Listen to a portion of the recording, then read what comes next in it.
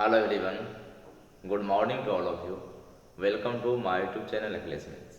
आज हम लोग करने जा रहे हैं मैट्रिक्स के सीरीज में solution of simultaneous linear equation by matrix method. तो आप लोग मेरे साथ बने रहें शुरू से लेकर लास्ट तक, आपको काफ़ी आनंद आने वाला है। और जो लोग फर्स्ट टाइम मेरे चैनल पर आए हैं तो पीछे के सारे लेक्चर को आप देख लेंगे मैट्रिक्स का, ठीक है। यदि आप मैट्रिक्स को कंप्लीट करना चाहते हैं तो ठीक है। चलिए हेडिंग आप लोग भी लगा लें, solution of simultaneous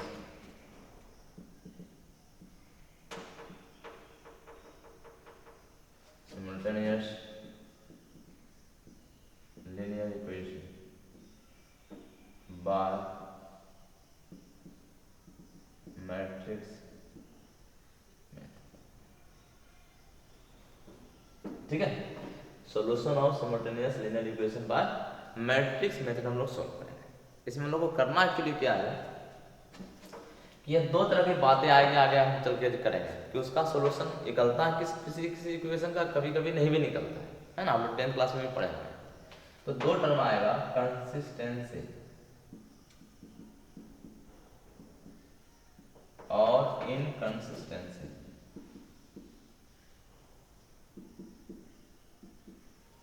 इसको हिंदी में बोला जाएगा संगत और असंगत। मतलब कंसिस्टेंट, संगत, इनकंसिस्टेंट और संगत। तो इसका सॉल्यूशन एग्जिस्ट करेगा,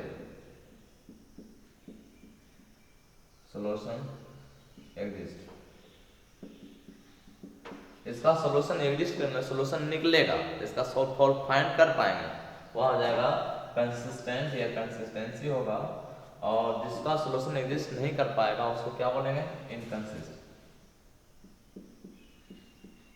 सॉल्यूशन डज नॉट एग्जिस्ट, इसका सॉल्यूशन एग्जिस्ट करेगा उसको कंसिस्टेंट बोलेंगे, और जिसका सॉल्यूशन एग्जिस्ट नहीं करेगा वो इनकंसिस्टेंट होगा। और उस प्रॉपर्टी को बोला जाएगा कंसिस्टेंसी और इनकंसिस्टेंसी।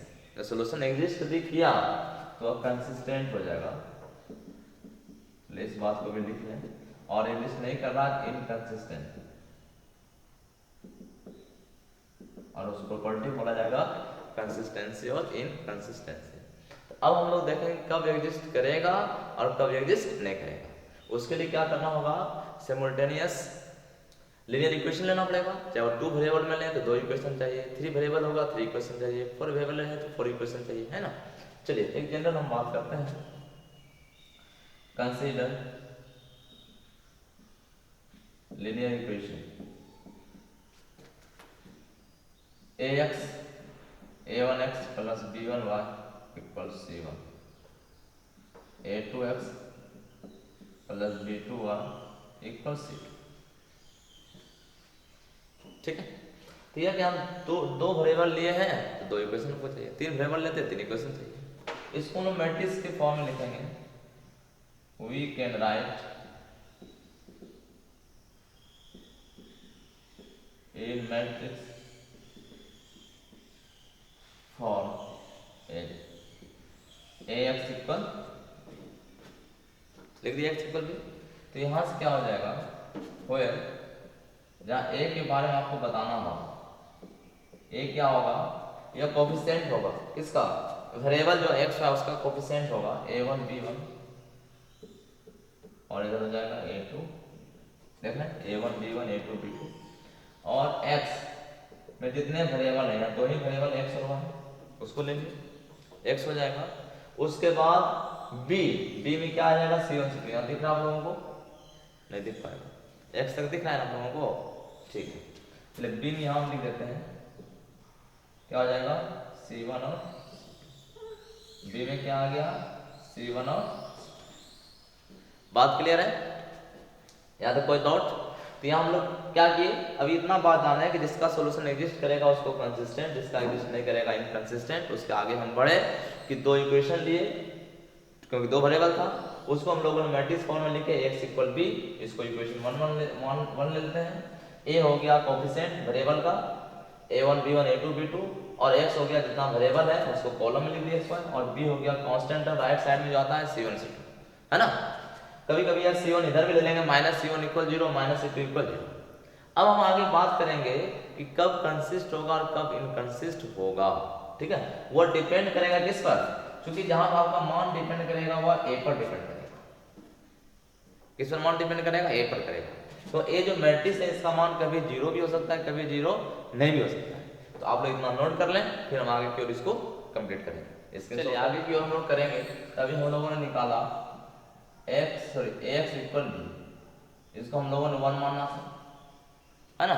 इसमें अभी बताया गया कि a जो होगा वह था a1 b1 a2 b2 और x में था 2 ही वेरिएबल था और b में था right side constant c1। Clear? चलिए case 1,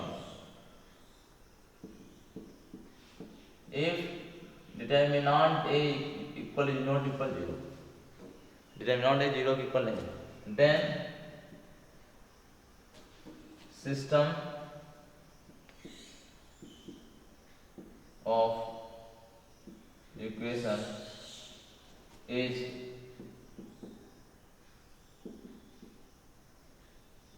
consistent with unique solution। क्या लिखे? यदि डिटरमिनेंट a 0 के इक्वल नहीं है, then system of equation is, equation मतलब linear equation, the system of equation is consistent with unique solution, ठीक है। और इसको बोला जाता है इंडिपेंडेंट भी बोल सकते हैं, जो सॉल्यूशन जिसका यहाँ निकला जिसको यूनिक सॉल्यूशन वाले को आप इंडिपेंडेंट भी बोल सकते हैं, ठीक है। आदि बोला ये भी पूछ सकता है कि इंडिपेंडेंट होगा या नहीं होगा। इंडिपेंडेंट होगा, डिपेंडेंट होगा तो आपको इंडिपेंडेंट बताना पड़ेगा, क्योंकि एक्स वाई का एक ही सोल्यूशन आएगा, एक्स का भी एक मान आएगा, वाई का भी एक मान आएगा। एग्जांपल लेंगे तो क्लियर होगा वह इंडिपेंडेंट होगा, ठीक है। इस बात को ध्यान रखना। Case 2, if determinant a equal 0 आ गया तब तो मामला गड़बड़ हो गया, क्योंकि जब यहाँ x निकालेंगे तो a इनवर्स भी होगा। x जब यहाँ निकाला जाएगा तो क्या होगा? a को इधर करेंगे तो a इनवर्स भी हो जाएगा। जब a इनवर्स तभी निकलेगा जब डिटरमिनेंट a 0 बराबर नहीं हो। जब 0 हो जाएगा तो मामला गड़बड़ होगा। तब इस केस में क्या करेंगे? Then first we find out adjoint a into d। क्या फाइंड करेंगे? एडजॉइंट a into ये फाइंड कर लेंगे। चलिए तब यहाँ a नंबर में आप लिखेंगे if adjoint a into b equal 0, then system of equation is consistent with infinite solution. तो कंसिस्टेंट होगा लेकिन इनफाइनाइट सॉल्यूशन होगा। इनफाइनाइट सॉल्यूशन होने का मतलब यह हो गया कि वह मान डिपेंडेंट होगा। यह बात एग्जांपल से क्लियर हो जाएगा। वह एक दूसरे पर मान क्या होगा? डिपेंड करेगा, है ना। दूसरा केस हो गया if adjoint a into b is not equal 0, then system of equation is inconsistent with no solution। जिसके कोई सॉल्यूशन नो होगा, नंबर में लिखना नो। और इसका सॉल्यूशन जो होगा ये भी इंडिपेंडेंट होगा, तो कोई सॉल्यूशन ही नहीं है, या इनफाइनाइटली मैनी सॉल्यूशन लिख देते हैं।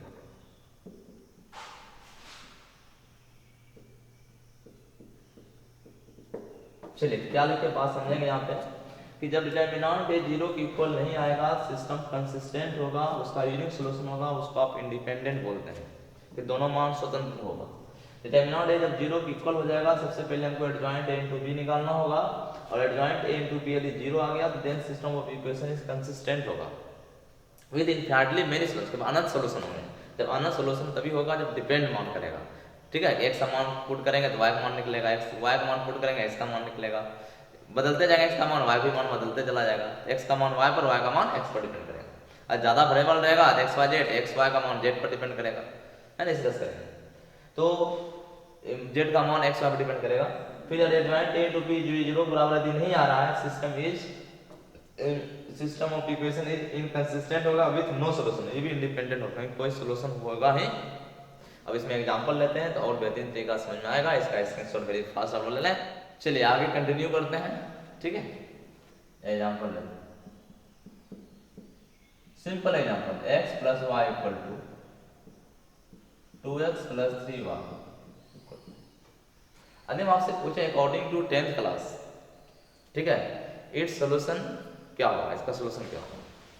तो आप बताएंगे कि यहाँ देख रहे हैं कि 1/2 a1/a2 इज नॉट इक्वल हो रहा है b1/b2, इसका मतलब है कि यह यूनिक सोल्यूशन पढ़े थे ना, a1/a2 is not equal b1/b2, 1/2 is not equal 1/3 unique solution होगा। लेकिन मैट्रिक्स मेथड से आप कैसे करेंगे, इसको सबसे पहले मैट्रिक्स फॉर्म में लिखना पड़ेगा। We can right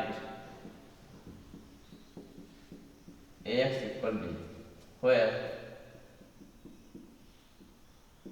a equal क्या हो गया, कोफिशिएंट बताएंगे 1 1 2 3, x में क्या हो जाएगा, दो ही वेरिएबल एक्स वाई, ठीक है, और b में क्या ले लेंगे आप, राइट साइड कांस्टेंट 2 है और मतलब कांस्टेंट है, वो राइट साइड में या लेफ्ट साइड में। चलिए अब यहाँ क्या करते हैं, सबसे पहला काम होगा डिटरमिनेंट a पे डिपेंड करेगा मान। चलिए डिटरमिनेंट a निकालते हैं, 9। जब डिटरमिनेंट a का मान निकालेंगे 1 1 2 3, तो 3 - 2 इक्वल 1 जो 0 के बराबर नहीं है, so it's solution is consistent with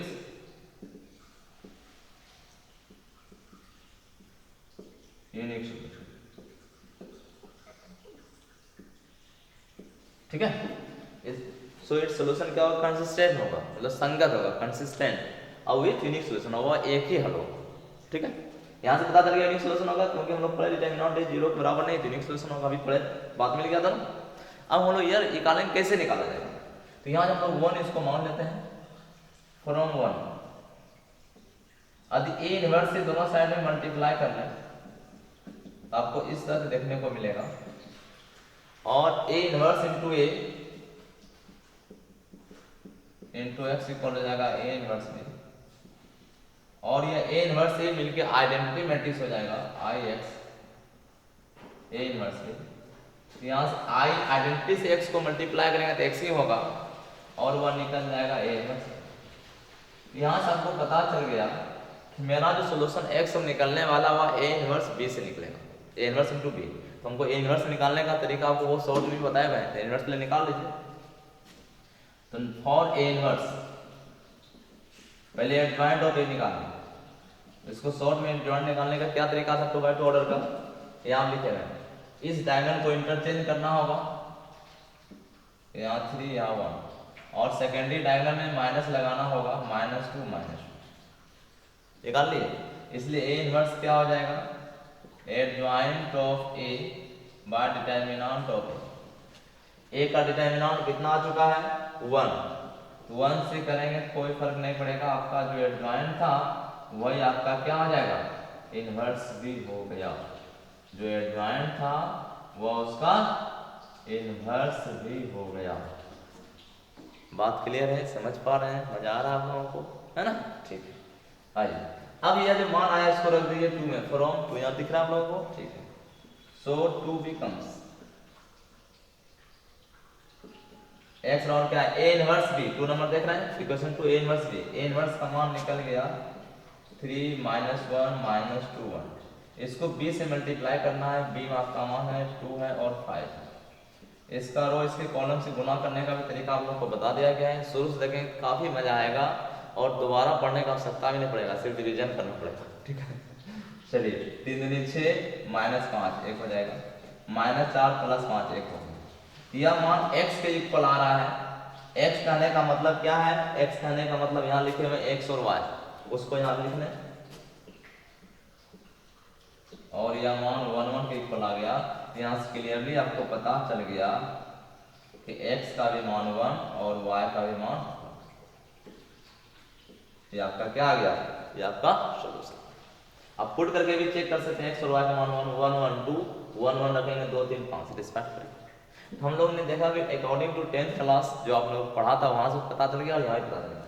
और अभी जो हम लिखे थे कि यह इंडिपेंडेंट होता है ना, तो स्वतंत्र है कि x y पे मान डिपेंड नहीं करेगा। वो जब सॉल्व करेंगे, इसका जब ग्राफ भी ड्रॉ करेंगे आप, जैसे मान इसका हम ग्राफ ड्रॉ करें तो यह स्वतः कट जाएगा, यानी एक ही पॉइंट पर कटेगा। कहाँ कटेगा, ओनली वन पॉइंट पर कटेगा, ठीक है ना। चलिए x का मान 0 तो y का मान 2 और y का मान 0 तो x का मान 2। इसमें x का मान 0 तो y का मान हो जाएगा 5/3। 5/3 मतलब 2 से थोड़ा कम ही होगा, यह हो गया 0 और 5/3। और जब y 0 लेंगे x का मान 5/2 थोड़ा आगे चला जाएगा, 5/2 और 0। तो आप ग्राफ जितने जानते ही हैं कि यह जो कटेगा ये मोटा मोटी आपका 1 1 पे कटेगा, मतलब एक ही पॉइंट मिलेगा, यूनिक पॉइंट, ठीक है ना। और ये इंडिपेंडेंट सोल्यूशन होता है, x का खुद अपना मान होगा और y का खुद अपना मान होगा, ठीक है।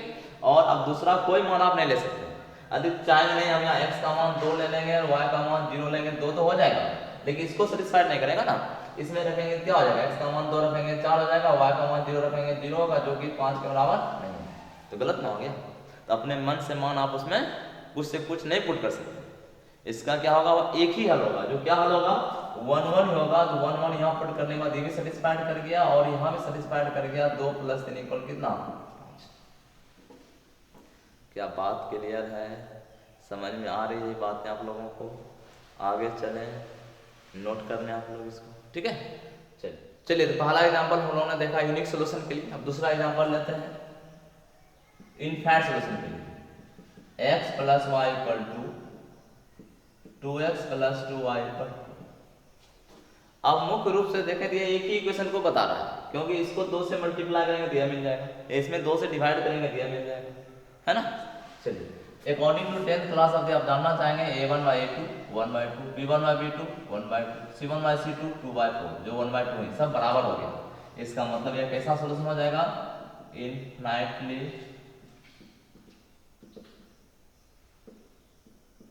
मेनी सॉल्यूशन, और यह डिपेंडेंट होगा,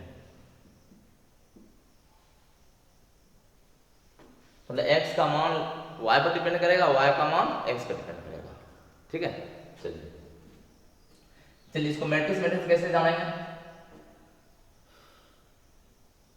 देखिए matrix we can write ax = b where a = हो गया 1 1 2 2, x में आ गया xy और b में आ गया 2। सबसे पहला काम क्या होगा, डिटरमिनेंट टेस्ट कर नो, डिटरमिनेंट टेस्ट करते हैं। तो यहाँ से क्या हो जाएगा, डिटरमिनेंट जब निकालेंगे आप तो यह मिल जाएगा आपको 1 1 2 2, है ना। डिटरमिनेंट लगा दिए तो क्या 2 - 2 0 हो जाएगा, ठीक है। 0 जब आ गया सो यहाँ लिख देते हैं नीचे, सो इट इज, सॉरी पहले 0 आ गया, 0 आने के बाद क्या करना होता है, एडजॉइंट a * b निकालना पड़ेगा। चलिए अगेन एडजॉइंट a * b निकालना होगा ना, जब 0 बराबर नहीं होता तो यूनिक सॉल्यूशन होता, ठीक है। एडजॉइंट a निकालने का तरीका आपको बताया गया है, इसको इंटरचेंज करना है इस डायगोनल को, तो यहाँ 2 और यहाँ 1 हो जाएगा और सेकेंडरी डायगोनल में माइनस लग जाएगा, ठीक है। चलिए और इंटू b का मान कितना आ चुका है 2 और यह 4, इसको आप गुना करें तो 2 दूनी 4 - 4 0, -4 + 4 0, 0 0 मतलब 0 मैट्रिक्स हो गया। तो एडजॉइंट a * b = 0 मतलब 0 मैट्रिक्स समझना है, मैट्रिक्स का प्रोडक्ट यदि 0 आ रहा है इसका मतलब 0 मैट्रिक्स आपको समझना है, ठीक है। और कांस्टेंट को प्रोडक्ट करने के बाद 0 आ रहा है इसका मतलब 0 एलिमेंट है। चलिए ओके, अब एडजॉइंट a * b 0 आ गया, so it's solution is consistent with infinitely many solution, और ये क्या होगा, डिपेंडेंट होगा, है ना। तो हम लोग मैट्रिक्स से भी पता कर ले कि एडजॉइंट ए इंटू बी यदि 0 आ गया तो वह सोल्यूशन कंसिस्टेंट होगा विद इनफाइनाइटली मेनी सोल्यूशन के साथ होगा, ठीक है। और उसको हम डिपेंडेंट बोलेंगे। कैसे डिपेंडेंट हुआ देखिए, समझिए आप। तो सॉल्व करने के बाद किसी एक को मान लीजिए, है ना, किसी एक को, कहीं दोनों सिंगल इक्वेशन को बता रहा है, दोनों x + y = 2 को ही बता रहा है, तो इसको नहीं, इसको कहीं 2 से डिवाइड करेंगे तो ही बन जाएगा। चलिए इसमें किसी को पुट करना है। पुट यदि आप x को ही मान लेते हैं t, तो y कितना ही कर जाएगा, y का मान हो जाएगा 2 - t, ये आपका सोल्यूशन है। x को यदि आप t मान लिए तो y का मान कितना हो जाएगा, x को t माने तो y का मान हो गया 2 - t। अब t का मान रखते जाइए, निकलते चला जाएगा। यदि मान लें t को मान लिए 0, तो x का मान हो जाएगा 0 और y का मान हो जाएगा 2। यदि हम t को मान लिए 1, x का मान 1 और y का मान हो जाएगा 1। t को मान लिए हम 2, तो x का मान हो जाएगा 2 और y का मान हो जाएगा 0। और तो यहाँ क्या देख पा रहे हैं कि x का मान और जो मान y का मान t पर डिपेंड करेगा, है ना। t का मान 1 2 3 0 -1 -2 -3 आप रखते जाएंगे, x y का मान निकलते जाएगा। तो फाइनली आपको पता चल गया यहाँ से कि x का मान 0 तो y का मान 2, एक से डिस्कार्ड करके, x का मान 1 तो y का मान 1, x का मान 2 तो y का मान 0, y का मान 0 तो x का मान 2। इससे क्या हो गया, एक दूसरे पे मान क्या हो रहा है, डिपेंड हो रहा है ना। तो हम t के रूप में किसी एक रूप में एक्सप्रेस कर पाए उसको t के रूप में, तो t पर इसका मान डिपेंड कर रहा है, इसको क्या बोलते हैं, डिपेंडेंट सॉल्यूशन। बात समझ आ रही है। अब यही मान लो आपका 3 वेरिएबल में आ गया, है ना, तो उसका हम कैसे इसको सॉल्व करते हैं। 3 वेरिएबल में आ गया, मान लो हम सपोज कर लिए कुछ भी आ गया कि x + y + z इक्वल, मान लिया आ गया 3, 2x + 3y + z = 1, x - y + z = कुछ भी मान ले कि इसका सॉल्यूशन हम सपोज किए। आप लोग मान ले हो सकता है कि इसका यूनिक सॉल्यूशन में निकले, लेकिन हम सपोज कर लिए कैसा सॉल्यूशन है इसका, इनफाइनाइटली मेनी सॉल्यूशन। क्या सपोज कर लिए, इनफाइनाइटली मेनी सॉल्यूशन, इसके पास क्या अनंत हल है, सपोज कर लिए, ठीक है ना। सपोज हो सकता है कुछ लोग सॉल्व कर लेंगे और निकल जाएगा यूनिक, है ना, हम सपोज कर लिए। तो कैसे इसका सॉल्यूशन करेंगे, ठीक है। और यह इनफाइनाइटली मेनी सॉल्यूशन कब निकलेगा, जब एडजॉइंट a इंटू b करने के बाद वो 0 आएगा, और यह तभी हम निकालेंगे जब डिटरमिनेंट a का मान 0। तब इसमें हम किसी को एक t मान लेंगे, जैसे मान हम z को t मान लेंगे, z = t। मेरा इक्वेशन क्या हो जाएगा, x + y = 3 - t, 2x + 3y equal हो जाएगा 1 - t, x - y इक्वल हो जाएगा 2 - t। आ गया। अब इसमें से हम किसी दो को लेके सोल्व कर लेंगे, ठीक है। क्या करना होगा, तो x का मान z का मान t लेके, चाहे इन दोनों को लेके या तो इन दोनों को लेकर हम लोग सोल्व कर लेंगे, किसी दो को लेकर सोल्व कर लेंगे। तो मान लें हम पहला और दूसरा को ले लिए, t का z का मान t रखने के बाद इन दोनों को पकड़े या मनाया। अब यहाँ से x y का मान निकाल सकते हैं ना, कैसे। अब यहाँ x y का मान हमें पीछे जो हम डिस्कस किए वहां से निकाल सकते हैं, या फिर a के मैट्रिक्स के रूप में लिखा जाएगा cx = d, जहाँ c के बराबर कितना हो जाएगा, c मैट्रिक्स कोफिशिएंट वाला लें जो a लिखते थे, और x में आपको लिया जाएगा x y, और d में लिया जाएगा राइट साइड का जो कांस्टेंट के रूप में आएगा 3 - t और 1 - अब यहाँ से हम लोग c इनवर्स निकाल ही सकते हैं, क्योंकि डिटरमिनेंट c 0 के बराबर नहीं है, क्योंकि 3 - 2 1 हो रहा है, 0 बराबर नहीं है। हम लोग यहाँ से x जो निकलेगा, यहाँ से कितना निकल जाएगा, वह c इनवर्स d निकल जाएगा। c का इनवर्स निकाल के यहाँ रख देंगे, और d मैट्रिक्स आपको यहाँ पर कितना है, यह है ही, उसको गुना कर लेंगे। तो वहां से आपको क्या हो जाएगा कि आपको x निकल जाएगा, x में क्या निकल जाएगा, x में क्या निकलेगा, x और y। जैसे मतलब c इनवर्स का मान निकाल सकते हैं ना, भी निकाले थे पीछे में, तो c इनवर्स निकाल के यहाँ रख देंगे। d आपका यहाँ है, जब c इनवर्स d करेंगे t के रूप में सॉल्यूशन आ जाएगा, जो x निकलेगा, और x मतलब x और y निकल जाएगा, x y निकल जाएगा t के रूप में, और z भी t के रूप में है, सॉल्यूशन निकल जाएगा। बात समझ पा रहे हैं आप लोग। चलिए इसको नोट कर लें, जल्दी से स्क्रीनशॉट ले लें। अब तीसरा एग्जांपल लेंगे किसके लिए, जिसका कोई हल, चलिए आगे आइए। अब थर्ड एग्जांपल ले रहे हैं जिसका no solution, x + y = 2x + 3y = 2x + 2y = अच्छा एक बात बताइए, अभी पिछला जो एग्जांपल लिए थे वो किसके लिए था, इनफाइनाइट सॉल्यूशन के लिए। अगर उसका हम ग्राफ बनाते तभी क्या होता, जैसे x प्लस वाई इक्वल 2 लिए थे और 2x प्लस 2y इक्वल, तो इसका ग्राफ बनाए थे, सिंगल लाइन को ही रिप्रेजेंट करें। x 0 तो y का वैल्यू 2 हो जाएगा और y 0 तो x का वैल्यू 2 हो जाएगा। इससे भी बनाएंगे x का मान 0 तो y का वैल्यू 2, y का मान 0 तो x का वैल्यू 2। इसी को हो जाएगा कोइंसिडेंट हो जाएगा, कोइंसिडेंट संपाती हो जाएगा। तो सिंगल लाइन को बता रहा है, सिंगल लाइन का इनफाइनाइट सॉल्यूशन होता है। x का मान पुट करेंगे तो y निकलेगा, y का मान पुट करेंगे तो x का मान निकलेगा, एक दूसरे पर डिपेंड। चलिए यहाँ इसमें लाइए, इसमें क्या इसको अकॉर्डिंग टू 10th क्लास देखें, a1 by a2 1/2, b1 by b2 1/2, c1 by c2 2/3, जो कि इसके बराबर नहीं। इसका मतलब यहाँ क्या होगा, नो सॉल्यूशन। और नो सॉल्यूशन को क्या बोला जाएगा, इनकंसिस्टेंट।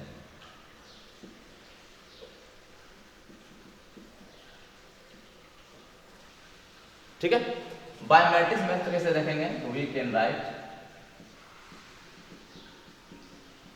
ax equal b